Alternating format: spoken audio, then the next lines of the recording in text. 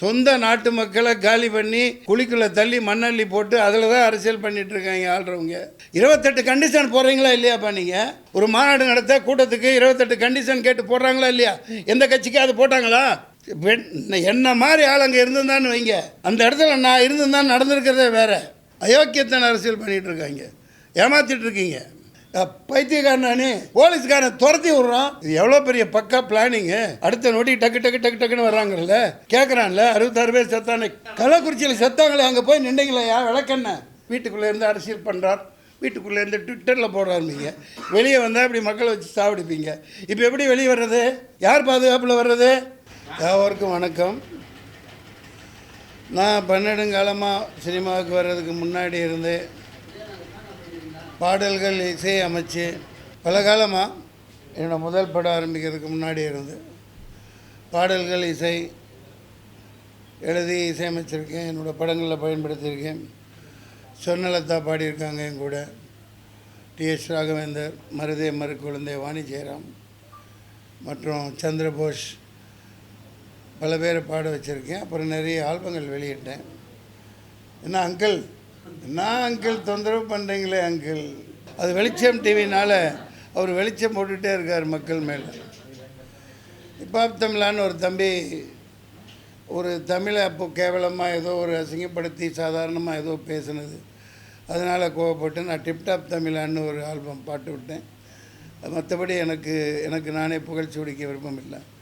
அந்த வகையில் இப்போ நாடு அது நாடு தங்க நாடு இந்த மாதிரி மோட்டிவேஷ்னல் பாட்டாக உத்வேகம் அடைகிற அளவுக்கான பாடல்கள் எழுதி இந்த ஓடிக்கிட்டே இருட அந்த பாடலை உங்கள்கிட்ட அர்ப்பணிக்கிறதுக்காக கூப்பிட்டேன்.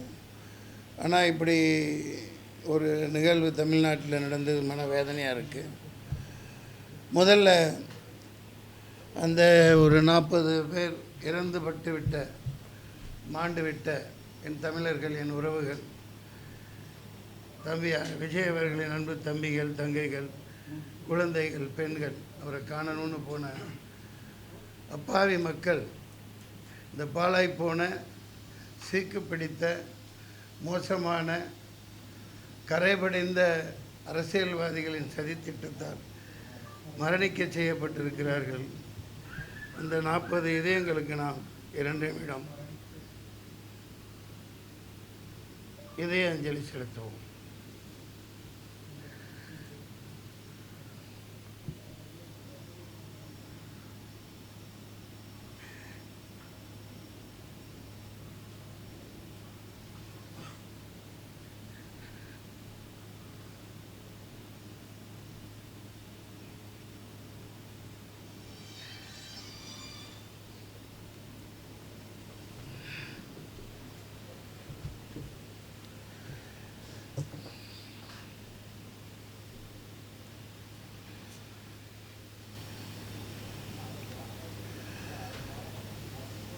எனக்கு பேசுவதற்கு ஒன்றும் இல்லை.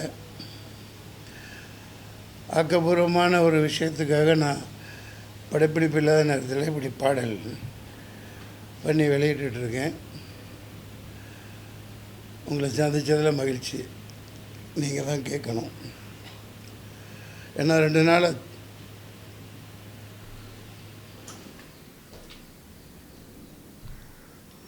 தூக்கம் இல்லை. எப்படி தூங்க முடியும்? சொந்த ஊர் கரூர், பள்ளப்பட்டி. நான் வளர்ந்த ஊர். என் வீடு இன்னமும் பள்ளப்பட்டியில் தான் இருக்குது.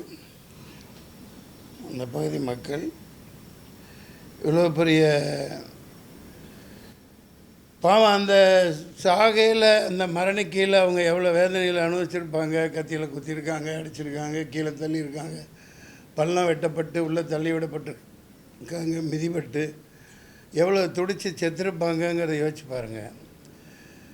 நம்ம நாட்டில் இப்படியெல்லாம் நடக்குதுங்கையில் எனக்கு ரொம்ப அவமானமாக இருக்குது. வேறு எனக்கு ஒன்றும் சொல்கிறதுக்கு இல்லை. நீங்கள் ஏதாவது கேள்விகள் இருந்தால் கேளுங்க. 41 பேர் ஆகிட்டாங்களா? என்ன வெங்காய அரசியலாக்குறது? உண்மை தானே. ஒரு விஜய் தம்பி நான் வாழ்த்தினேன் வெற்றி விழாவில், லியோ வெற்றி விழாவில். The only one alternative நாளைய தமிழகத்தின் நாளைய தீர்ப்புன்னு சொன்னேன். முதல் படத்திலிருந்து நான் 10 படம் நடிச்சிருக்கேன் அவர் கூட. அவரோட வளர்ச்சி பிடிக்காமல் அவரை எதுக்கணுன்னா, நீ கொள்கை ரீதியாக எதிர் கூட்டம் போட்டு அவருக்கு பதில் சொல்லு, பேச தெரியலன்னு சொல்கிறியா சொல்லு, உன்னை மாதிரி கொட்டை போட்டு தின்னு பழம் தின்னு கொட்டை போட்டு தொடர்ந்து இந்த நாட்டை நாசமாக்கிக்கிட்டு இருக்கிற உங்களை எதிர்த்து ஒரு ஆள் வர்றான் பேசுகிறான் அப்படின்னா உங்களுக்கு பிடிக்கலன்னா கொள்கை ரீதியாக எதிருங்க. 4 கூட்டங்கள் மேல் நடந்திருக்கு, நானும் பார்த்துக்கிட்டு தான் இருக்கோம். 4 லட்சம் 5 லட்சம் இப்படி மக்கள் கூடுறாங்க. அப்படி கூடையில் போன வாரம் கூட சொல்லியிருக்கார். அதில் தான் பார்க்குறேன் காணொலியில், நாங்கள் என்ன கேட்குறோம், உங்கள்கிட்ட ஒரு பெரிய இடமா கொடுங்க, மக்கள் நின்று சந்தோஷமாக பார்த்துட்டு கேட்டுட்டு போகட்டும், வேறு ஒன்றும் கேட்கலையே உங்கள்கிட்ட, அது காரணத்தோடு நீங்கள் செய்ய மாட்டேங்கிறீங்கன்னு இந்த நிகழ்ச்சி முன்கூட்டியே சொல்லியிருக்குது அந்த தம்பி. உண்மையாக இல்லையா? அப்புறம் அரசியல் ஆக்குறாங்க அப்படின்னா என்ன? கேவலமான கேடுகட்ட அயோக்கியத்தனமான அரசியல் தானே. சொந்த மக்களை இப்படி காவு கொடுக்கலாமா? சொந்த மக்களை சொந்த ஊர்க்காரங்களை காவு கொடுத்துட்டு நல்ல வேஷம் போட்டுட்ருக்காங்க. இதுக்கு ஒன்றும் இதுக்கு மேலே என்ன சொல்கிறதுன்னு தெரியல.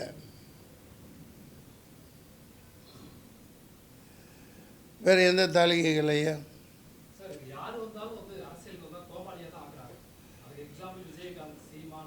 ம் ம் ம் அதை நீங்கள் தான் சொல்லணும். மக்கள் இப்போ சொல்லுவாங்க, 6 மாதத்தில் சொல்லுவாங்க யார் வரணுங்கிறத மக்கள் தீர்மானிப்பாங்க. நீங்கள் சொல்கிறது உண்மை தான். சில பேர்கள் சொன்னீங்க, அவங்க கோமாளித்தனமாக நடந்துக்கிட்டாங்க, நம்மளை கோமாளி ஆக்கிட்டாங்க. சில பேர் முடியாமல் கோமாளியாக இருப்பதே நல்லதுன்னு ஒதுங்கிட்டாங்க. பல ஜாம்பவான்களை விலை கொடுத்து வாங்கிட்டாங்க. ஒரு மிகப்பெரிய திமிங்கலமாக முதலையாக அடக்க ஆள் இல்லைன்ற மாதிரி போய்கிட்டு இருக்காங்க. இது ரொம்ப நாளைக்கு இந்த பருப்பு வேகாது. 6 மாதத்தில் மக்கள் இதுக்கான தீர்ப்பை தருவாங்க. அது அந்த பாடல்களில் தான் சொல்லியிருக்கேன்.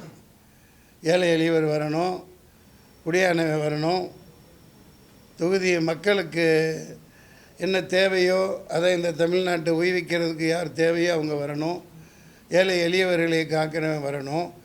அப்படி சொல்லிகிட்டு இருக்கையில் அந்த ஏழையவர்களை குழிக்குள்ளே தள்ளி போட்டு புதைச்சி உடனே வந்து நின்று தான் நான் தான் காப்பாற்றுறேன், இதை பார் ஓடிட்டாப்பில், இந்த மாதிரி அரசியல் பண்ணிகிட்டு இருக்கிறத மக்கள் பார்த்துட்ருக்காங்க.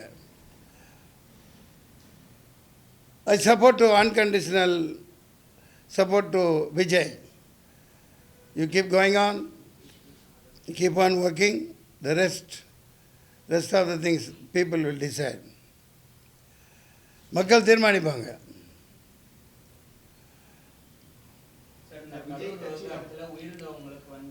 என்னையா என்ன மடத்தனமாக பேசிகிட்டு இருக்கிறீங்க? நான் வளர்த்து விடப்பட்ட தம்பி, நான் தான் இப்போ பேசிகிட்டு இருக்கேன்ல. என்ன கேட்குறீங்க? என்ன பண்ணுறது? இதில் சப்போர்ட் ஒட்டுமொத்த மக்களே சப்போர்ட் இருக்குல்ல, அப்புறம் நான் என்ன பண்ணுறது? சொல்லு தம்பி.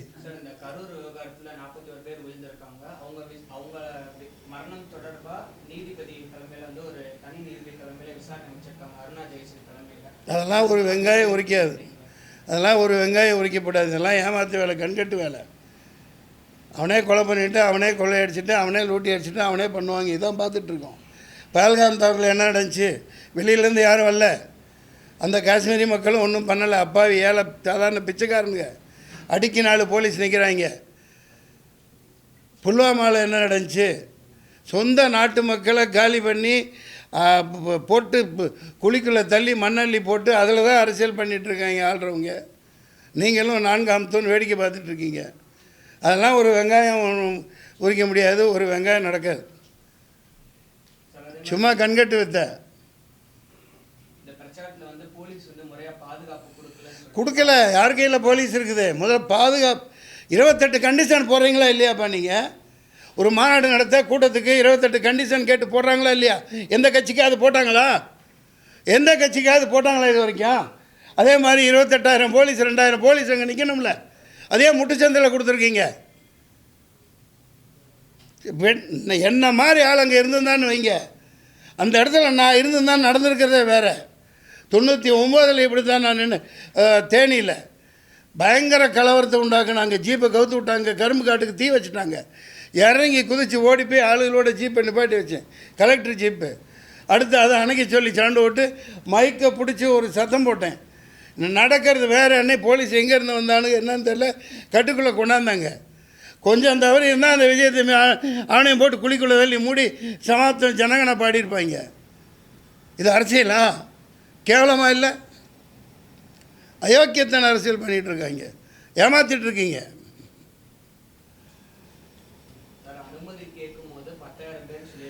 டேய், என்ன நீ பச்சை குழந்தைத்தனம்மா? 10,000 பேர் அப்படி தான் சொல்லுவாங்க. 20,000 பேர் சொன்னால் உங்களுக்கு பர்மிஷன் கிடையாதுன்றான். போலீஸை பற்றி தெரியாதா? போலீஸ்காரங்க நல்லவங்க. அவங்க என்ன செய்வாங்க, மேலே என்ன ஆர்டரோ என்ன உத்தரவோ அதுபடி அவங்க நடந்துக்குவாங்க. அவ்வளோதான் அவங்களால முடியும். அனுமதி கேட்கல 10,000 பேர் வருவாங்கன்னு அப்படி தான் கொடுக்கணும். அவங்க அப்படி தான் நடைமுறை. 10 பேர் அந்த கூட்டத்துக்கெல்லாம் வரமாட்டாங்க. எல்லாம் பிரியாணி போட்டணும், சாராயம், 100 ரூபா 200 ரூபா காசு, இதை கூப்பிட்டு கூட்டம் போடுவான். அவனுக்கு பொட்டல் வெளியில் நல்லா 10 கிலோமீட்டரில் இடம் கொடுப்பீங்க. இதுதான் 4 லட்சம் பேர் கூடுறான்னு தெரியுதுலையா? அப்புறம் ஏன் முட்டுச்சந்துக்குள்ளே அனுப்புகிறீங்க? பயங்கரமாக பள்ளம் தோண்டி வச்சுட்டு 500 குண்டர்களுக்கு மேலே பயங்கரமான ரவுடிகளை எத்தனை கத்தி குத்து பண்ணான்னு தெரில. நான் சொல்லலை, இந்த மக்கள் சொல்லிகிட்டு இருக்காங்க, வந்துகிட்ருக்கு. பார்த்தீங்களா இல்லையா? இப்போ பயங்கரமான ரவுடி ராஜ்யம். எவனை உள்ளத்தன அன்னைக்கே உடனே போஸ்ட்மார்ட்டம் பண்ணி உடனே போச்சு முடிச்சாச்சு. ஏன்டா அப்படி வச்சுருந்தா எங்கே குத்துப்பட்டிருக்கு என்னென்ன நடந்திருக்குன்னு தெரிஞ்சிடும். Shame on this politics. அப்புறம் என்ன ஒன்னே என்னையும் பார்க்க வந்தது?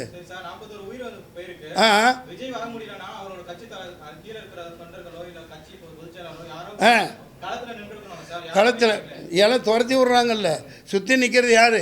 அவளை போட்டு தள்ள நிற்கல, அவங்க தானே விரட்டி விட்றாங்க. நியூஸில் சொல்கிறாங்களா இல்லையா? கிளம்புங்க நீங்கள் நிற்காதீங்க அப்படின்னு பேக் பண்ணி அனுப்பிச்சிட்டு இந்த மாதிரி சம்மந்தம் இல்லாமல் கேள்வி கேட்குறீங்களே. அவங்க புதிய கட்சி, என்ன மாதிரி ஆள் ஒன்றை மாதிரி ஆள் இருந்திருந்தால் அதுக்கு பருப்பெடுக்க சரியாக நாளை இறக்கியிருப்பாங்க. அந்த மாதிரி ரவுடிகள் உங்கள்கிட்ட இல்லை. அங்கேருந்து என்ன அடி வாங்க சொல்கிறீங்களா? மக்களை தீர்த்து கட்டிட்டாங்க. அவர் இப்போ ஒரு பாதுகாப்பு வளையத்தில் இருக்காப்லையா இல்லையா? அவையை நோக்கி தானே இது நடந்திருக்குது. புதுசாக ஒருத்தன் பாரு, சரி வரட்டும் பாரு, நாங்கள் பெரும் பழம்புரிங்க தானே நின்று சமாளி. இந்த மாதிரி சொந்த மக்களை ஏன் கொள்கிற? சொந்த மக்களை பக்கத்து தெருவில் வாழ்கிறவன அந்த ஊர்க்காரனை கொன்னுட்டு வேஷம் போட்டு தெரியுறியே, வெக்கமா இல்லை உங்களுக்கு? என்ன எதிர்பார்க்காது? யார் எதிர்பார்க்கு? விஜய் எதிர்பார்த்துருக்க மாட்டாப்புல, குழந்தைத்தனமாக மக்கள் எதிர்பார்த்துருக்க மாட்டாங்க. விஜய் அண்ணா பார்க்கணும் அப்படின்னு போட்டு வந்து நிற்கிறாங்க. ஆனால் இது எதிர்பார்த்து திட்டமிட்டு சதி தீட்டப்பட்டு எல்லாம் வாட்ஸ்அப்பில் வருது. சாயந்தரம் சம்பவம் நடக்கும்னு போட்டிருக்காங்களே. குழந்தைத்தனமாக கேட்டுட்டு இருக்கீங்க. தண்ணி விடுப்பா.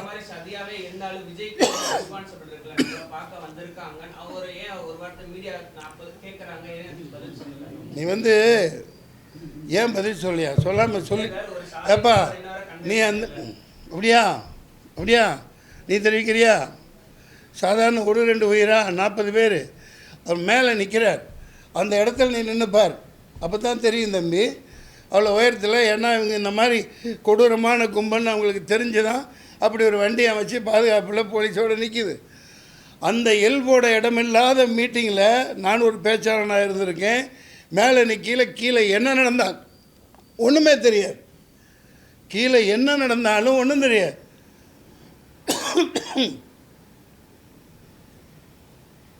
செருப்பு வீசுகிறான், கல் வீசுகிறான், கெட்ட வார்த்தையில் திட்டுறான். ஒவ்வொருத்தருக்கும் கூப்பிட்டு விஜயகாந்த் மாதிரி கண்டிச்சுக்கிட்டு பண்ணிகிட்டு இருக்க முடியுமா? எவ்வளோ பெரிய ஆபத்தில். நான் அது வண்டி உள்ளே போயிலே பார்த்துருந்தேன்னா, திருப்படா வண்டியை பொட்டல் வலிக்கு விடுறா பார்த்துக்கலாம் போலீஸ் கேஸு அப்படின்னு அப்படி எழுதி போடணும். இவங்களை மதிக்கிறதா இல்லை, கொஞ்சம் கூட பிரயோஜனம் இல்லை. தெரிஞ்சாதானே காவல்துறை அப்படி ஒரு சந்துக்குள்ளே போய் நிப்பாட்டுறாங்க. திட்டமிட்ட சதி. இதற்கான தண்டனை 6 மாதத்தில் கிடைக்கும். சரி, அதுக்கு என்ன இப்போ 40 பேர் சாவலையா? வருத்தப்படுறியா? இப்போ எதுக்கு சொல்கிறீங்க? தொண்டர் கண்ட்ரோல் அது எத்தனை கட்சி? யார் ஆரம்பித்த கட்சி? எத்தனை வருஷத்து கட்சி? அங்கே ஒவ்வொருத்தனும் எப்படி இருப்பான்? பருப்பு எடுத்துருவான்ல. அவர் யார்? சாதாரண ஆளா? தொலைச்சிடுவார்ல. எடப்பாடிக்கு அவ்வளோதான் கூட்டம் கூப்பிடும். இவருக்கு 4 லட்சம் பேர் வருவாங்கன்னு இந்த எருமைங்களுக்கு தெரியாதா?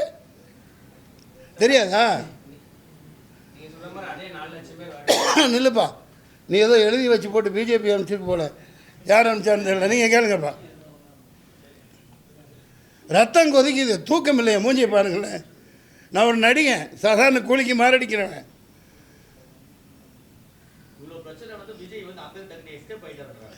பைத்தியக்காரனானே, போலீஸ்காரன் துரத்தி விட்றான். இங்கேருந்து போங்க, இப்படி இப்படிலாம் ஆயிடுச்சுங்கிறான். எல்லா நாடகமும் அவங்க நடத்துகிறாங்க. இங்கே பாரு,